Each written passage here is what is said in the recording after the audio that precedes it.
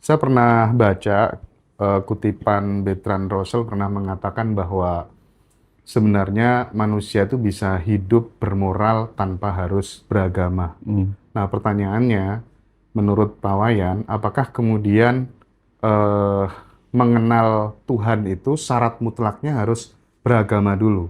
Atau jangan-jangan kita bisa Hmm. bertuhan tanpa harus melalui agama? Hmm. Pertanyaan ini akan relate sekali karena panjenengan menulis sebuah buku judulnya adalah Tuhan Segala Agama. Iya. Monggo Pak Wayan. Jadi Tuhan sebagai Sang Pencipta kan lebih dulu ada Hmm. daripada ciptaannya. Bahkan dengan demikian berarti Tuhan lebih dulu ada sebelum agama ada, karena ciptaanlah yang menciptakan agama. Dan Ciptaan yang menciptakan agama. agama Oke. dan Berarti agama bikinan manusia dong? iya, Oke. agama itu kan agam-agaman, boleh disebut agama-agaman atau pegangan hidup lah. Kalau di ajaran di Bali itu, agama itu terdiri dari 3 kerangka. Ada ajaran filsafatnya, ada susila atau etika, Ya. ada upacara. Jadi dengan demikian, mau agama apapun pasti ada filsafatnya, pengetahuan-pengetahuan di dalamnya. Hmm.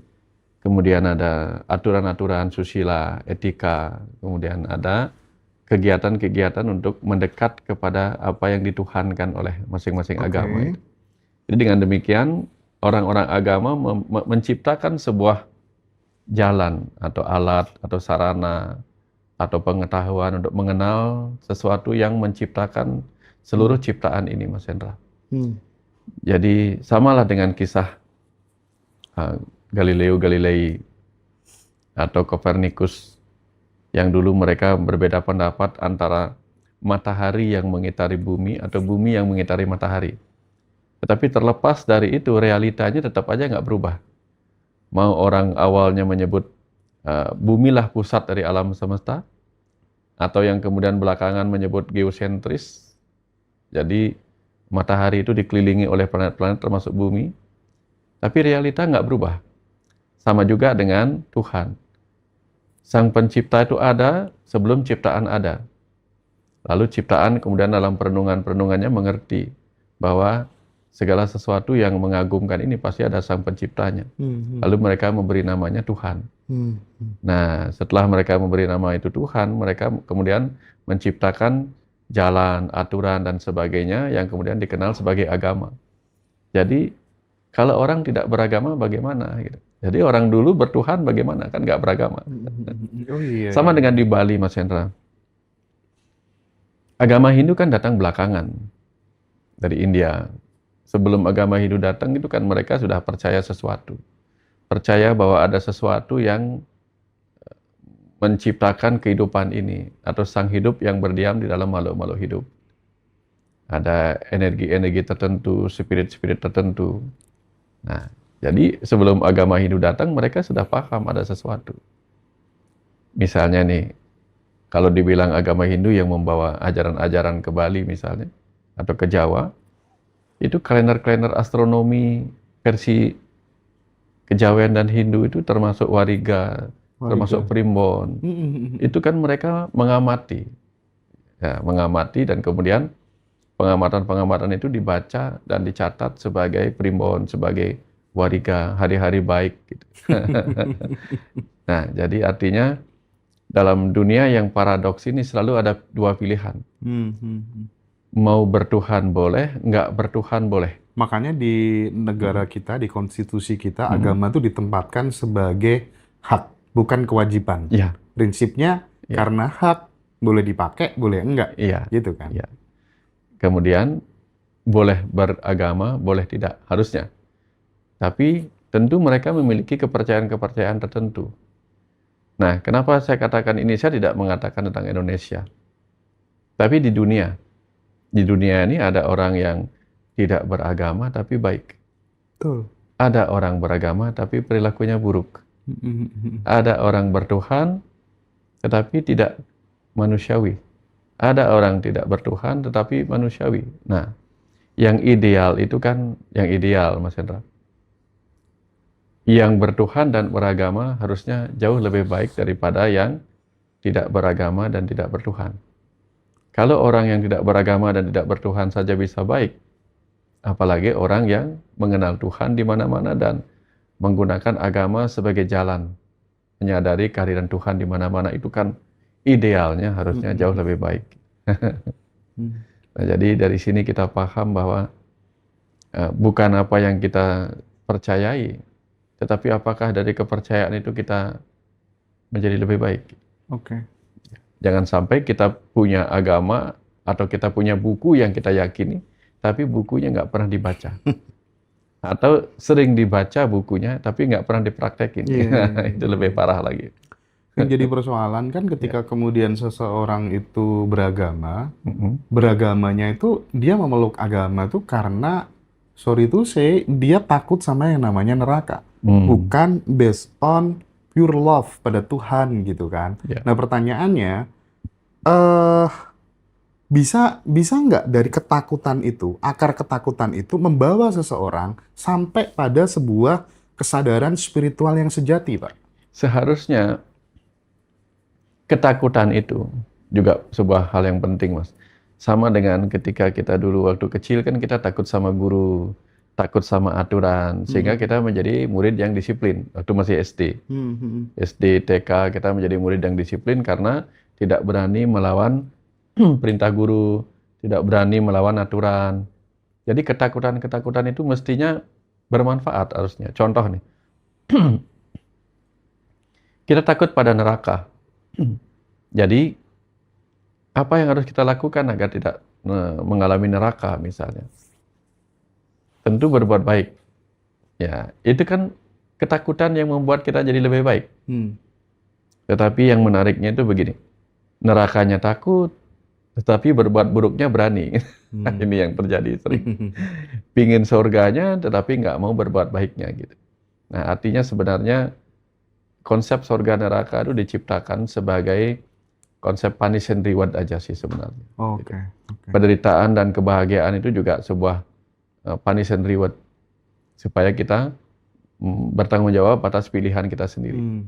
Jangan sampai berani makan cabai, nggak berani pedasnya. Kalau nggak berani pedasnya, jangan makan cabai. Kalau nggak berani dengan siksaan neraka yang digambarkan menakutkan itu, jadilah pribadi yang baik. Harusnya sederhana itu, Mas. Iya. Tapi kemudian yang tadi itu rumit. Ya. Takut pada neraka, tapi berani berbuat buruk. Ingin mencapai surga, tapi takut berbuat kebajikan. Ini yang terjadi. Paradoks yang malah kontradiktif kayak gitu, Mas Hendra. Pak Wayan, kadang ya masyarakat kita itu, kita kan nggak berhenti-hentinya untuk kemudian memberikan edukasi ya lewat video-video di Ngaji Rasul gitu. Bahwa ada yang lebih penting dari agama yaitu cinta, gitu kan ya. Nah, yang jadi persoalan ketika kemudian seseorang itu terkadang sudah nggak nyaman nih memeluk agama tertentu.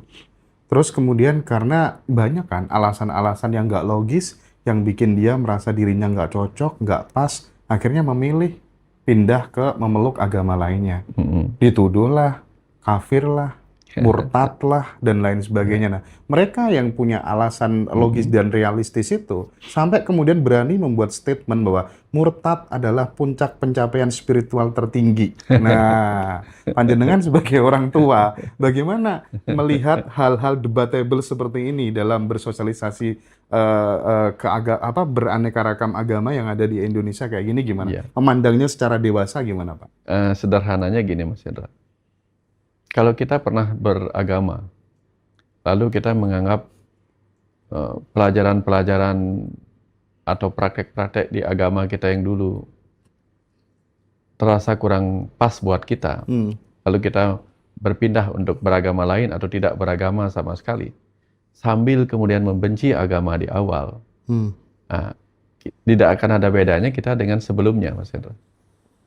Jadi, kalau kita menganggap saya berhenti memeluk agama A atau berpindah keyakinan pada agama yang lain atau ajaran yang lain dan secara nyata menjadi lebih baik, lebih toleran, nah itu bagus.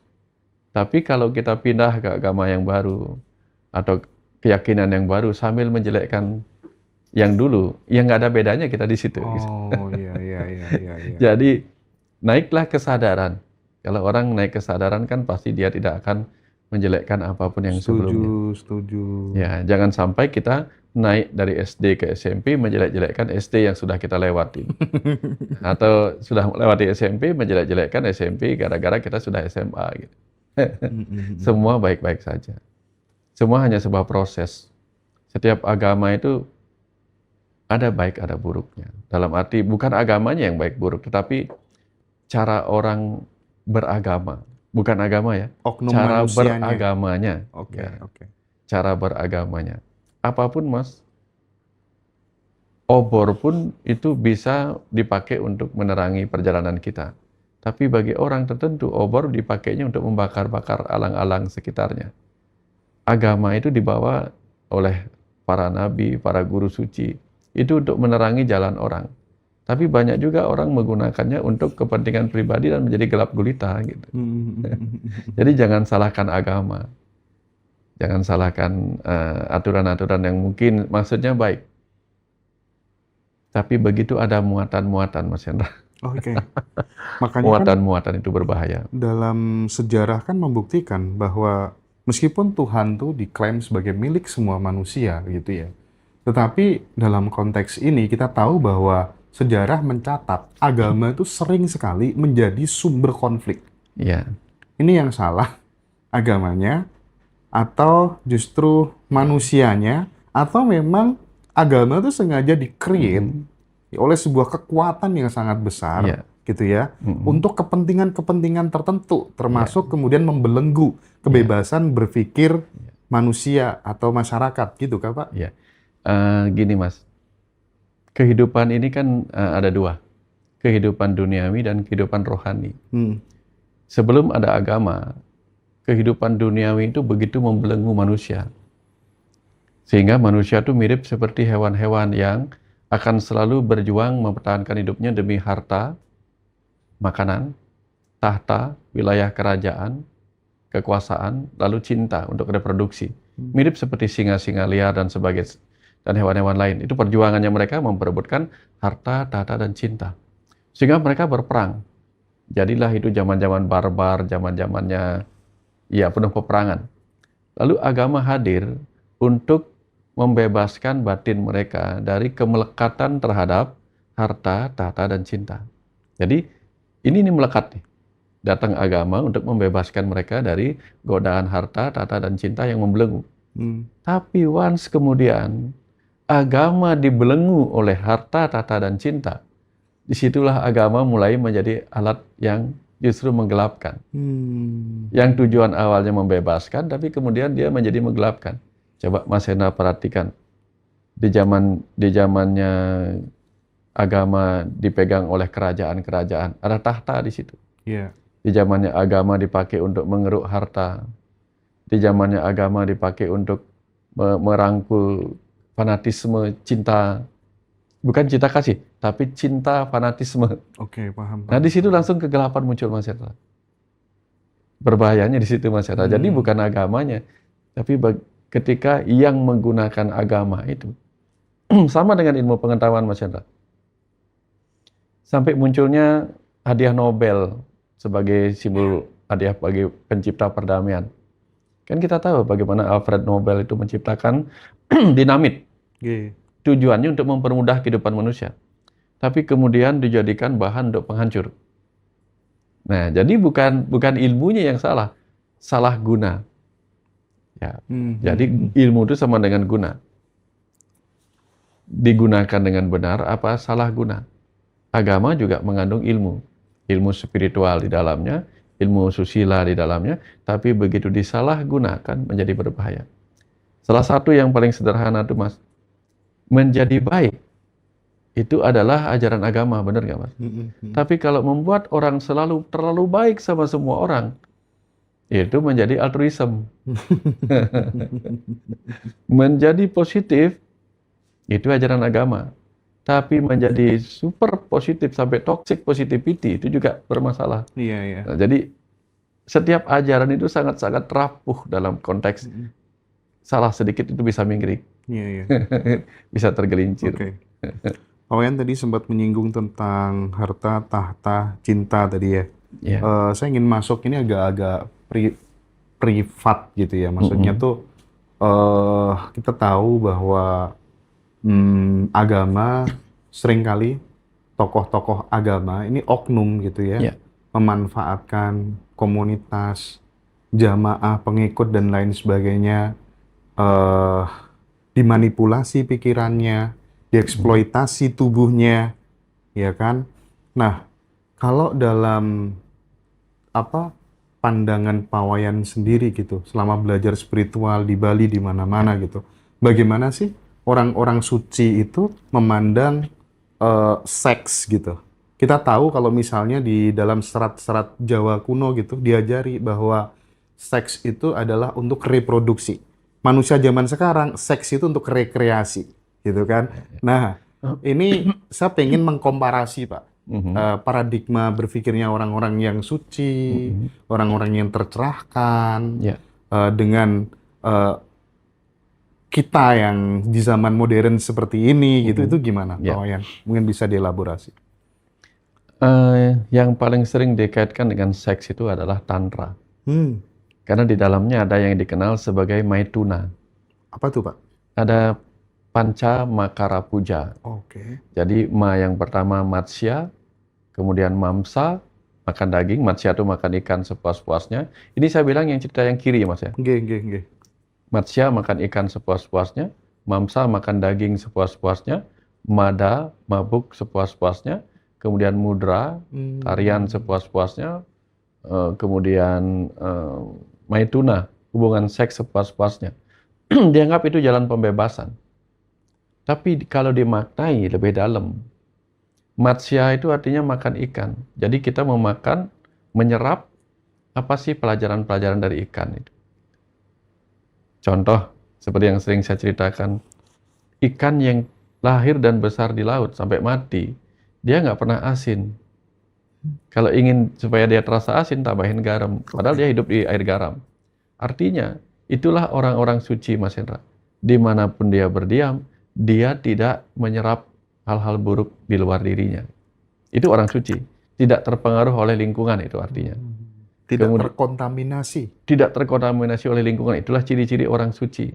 Jadi ajaran Pancamakara Puja Tantra itu adalah ajaran pembebasan. Apalagi Pak? Apalagi Pak? Nah, mamsa. Ya, Mamsa itu makan daging sepuas-puasnya. Jadi orang dulu pikirnya makan daging ya. sepuas-puasnya. Daging yang dimaksud itu adalah lidah. Makan daging kalau kita makan kan kita untuk mulut. Hmm, Jadi lidah itulah yang kita kunyah. Dalam arti kita menahan lidah kita supaya nggak bersuara sembarangan. hmm. Jadi itu artinya menahan diri untuk tidak bicara yang buruk. Kemudian juga bermakna sebagai apa? Daging tubuh kita kalau kita makan kan kita menjadi kurus. Nah itu maknanya kita berpuasa, Mas Hendra. Mengendalikan diri dengan mengendalikan apa yang kita makan, berpuasalah. Entah sampai kurus kering gitu. Walaupun nggak segitu maksudnya. Kemudian mada itu mabuk. Jadi orang dulu kemudian berpikir yang kiri nih Mas. Minum alkohol sebanyak-banyaknya sampai mabuk, sampai teler. Padahal yang dimaksud itu mada atau madya itu berada di tengah-tengah antara kondisi sadar dan tidak sadar. Itu adalah kondisi meditatif Mas Hendra. Jadi mada mabuk yang dimaksud adalah daily life meditation. Hmm. Dalam keadaan apapun kita selalu dalam kondisi meditatif dan waspada, eling dan waspada. Kemudian mudra, ada tarian. Tarian sampai ekstasi sisi kiri. Tapi yang saya pahami tarian yang dimaksud adalah bagaimana setiap kita menjalankan peran kehidupan kita ini adalah tarian jiwa kita, bagaikan wayang-wayang yang menari, memainkan peran suka dukanya. Jadi tarian jiwa.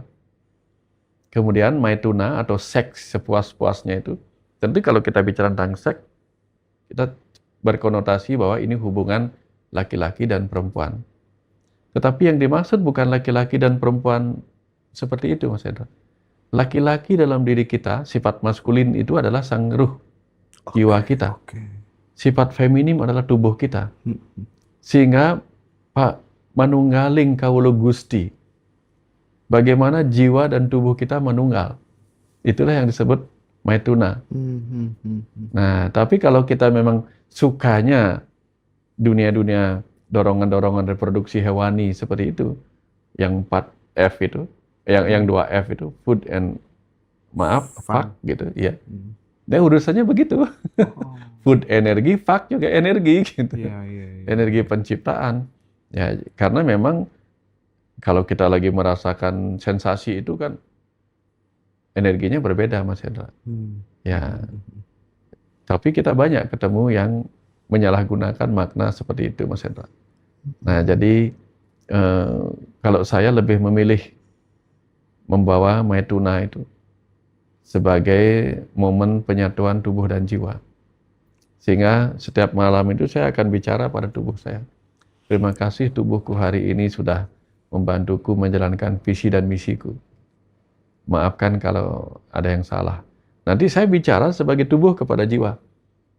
Wahai jiwaku, maafkan hari ini kalau ada aku tidak maksimal melangkah dalam kehidupan ini untuk memenuhi tugas dan kehidupanmu hadir dalam tubuh ini. Gitu. Jadi ini percakapan antara tubuh dan jiwa, Mas Hendra. Rutin tiap malam. Tiap malam sebelum tidur. Gitu. Supaya saya saling memaafkan. Ini yang saya sebut sebagai switch kesadaran. Ada kesadaran tubuh saya bicara sama pikiran saya. Ada kesadaran pikiran saya bicara sama tubuh saya. Contoh misalnya begini. Wahai tubuhku, maafkan hari ini aku telah memasukkan pikiran-pikiran yang buruk. Informasi-informasi yang buruk. Tolong jangan kamu serap kalau itu tidak baik. Kan kadang-kadang kita memasukkan pikiran-pikiran negatif, iri hati, dengki, kemarahan, kebencian. Itu kan berefek buruk pada tubuh kita. Nah, malam-malam kita minta maaf. Tolong di-skip ya. Semacam itu. Nanti sebagai pikiran kita ngomong juga pada jiwa. Wahai ruh dalam diriku yang berdiam dalam tubuh ini. Maafkan aku sebagai alat pikiranmu telah memasukkan informasi-informasi, perasaan-perasaan yang membuatmu tidak nyaman dalam tubuh ini. Gitu misalnya. Sehingga percakapan 3 unsur dalam diri itu akan membuat kita tenang dan nyaman, Mas. Karena apa? Ya setiap malam kita minta maaf. Ya, atas dosa-dosa.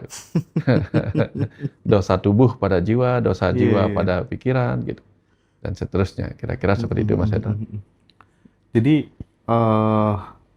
Pak Wayan tuh sangat, hampir setiap hari dalam setiap aktivitas itu meditatif, gitu ibaratnya ya. Yeah. Jadi benar-benar menikmati present moment, gitu. Nah, ketika kemudian seseorang tuh lebih banyak present momennya, otomatis kesadaran kan akan meluas, gitu ya Pak ya. Yeah. Kesadaran akan meluas dan kita tidak akan pikiran tidak akan turbulensi ke masa lalu atau masa depan yang itu terkadang menjadi sumber konflik dan penderitaan di dalam hidup gitu. Karena terkadang gitu mendiamkan pikiran, mengamati pikiran itu menjadi sesuatu yang sangat urgent sekali. Ya kan? Karena yang bikin kita menderita itu kayaknya terlalu banyak judgement. Terlalu banyak menilai gitu. Nah, saya ingin ini dielaborasi gitu secara lebih komprehensif barangkali biar teman-teman paham gitu. Bahayanya terlalu sering judgement gitu kan. Hidup tanpa penilaian itu kan enak banget sebenarnya gitu ya. Teorinya gitu. Kalau dipraktikkan, halo jancuk, gini kan kalau orang Jawa Timur tuh gitu Pak. Aduh nilai lagi gitu. Terseret arus pikiran terus gitu. Pripun Pak? Saran saya latihan nonton film, Mas Hendra. Oke, gimana tuh? Saya belakangan ini kan suka nonton Smallville, dari film Superman masa mudanya. Karena saya mementingkan pesan-pesan apa sih yang ada di sana. Gitu. Nah, begitu saya asik menonton filmnya, sedikit ada distraction gitu, gangguan, ada orang datang, atau mungkin saya malah pas nonton filmnya, membaca teksnya itu, pikiran saya ke masa lalunya. Sebelum ini siapa, itu kan teksnya terlewat, Mas Hendra. Sehingga terlewat, terpaksa saya harus putar ulang lagi. Nah itulah sebabnya, supaya saya mendapatkan utuh filmnya, Saya nggak boleh lepas dari present itu, Mas Hendra. Present. Keren. Praktik ya teman-teman ya, gitu latihannya ya. Latihannya begitu. Dan karena kehidupan kita ini kan seperti film yang terus berjalan. Setuju. Begitu kita tiba-tiba melompat ke masa lalu, pesan yang hadir saat ini kita nggak baca. Mau skip lagi atau mau ulang lagi kan nggak bisa kayak film. Hilanglah dia. Misalnya nih begini nih Mas Hendra. Ya Tuhan, tuntunlah aku untuk menemukan solusi dari masalahku. Tapi tiba-tiba tepat pada saat solusinya hadir, kita malah lain-lain. Karena nggak menikmati present momennya. Nah, yang saya itu kan selalu memperhatikan sekali detail-detailnya Mas Hendra. Bahkan kemarin saya ketawa sendiri nonton kan. Saking saya tahu pola film barat itu. Dia kan si petugas medis ini. Dia dicurigai sebagai seorang keturunan pembunuh juga. Nah, di makhluk lain lah dia gitu. Tapi dia bingung saya pembunuh apa enggak gitu. Dia bingung. Nah, kemudian ada orang tahu bahwa dia mengambil salah satu kalung dengan liontin berbentuk seperti ini gitu. Nah, di sisi terakhir filmnya muncullah orang itu digambarkan masuk mobilnya. Dan saya sudah tahu habis ini kamera pasti menyorot entah bagian mana ke sebuah liontin. Saya sudah punya bayangan kayak gitu, bener. Langsung disorot sama kamera, berhenti di liontin yang tergantung di spionnya. Artinya, karena sudah paham polanya, kita sudah tahu pesan apa yang akan dihadirkan oleh film ini. Nah, sama dengan kehidupan ini Mas Hendra. Kalau kita eling dan waspada Mas Hendra, solusi-solusi itu sudah sering banget dihadirkan kepada kita. Oke, bentar. Izin pause sejenak. Jadi momen menikmati present moment ini, kita hadir di sini saat ini itu sebenarnya adalah segala-galanya. Gitu ya, segala-galanya. Ya, karena present hadiah itu hadiah solusi, hadiah kesembuhan, itu bisa hadir tiba-tiba. Cuman kan kadang-kadang kita melewati berkah itu Mas Hendra. Kita cari, udah capek-capek berdoa, tapi nggak eling dan waspada. Tepat ketika barangnya hadir, kita skip. Jadi definisi eling lan waspodo kalau orang Jawa itu ya hadir di sini saat ini Hadir di itu. sini saat ini untuk selalu waspada. Jangan-jangan ada sesuatu nih saat ini. Kalau kita lengah sedikit Mas Hendra, hilang.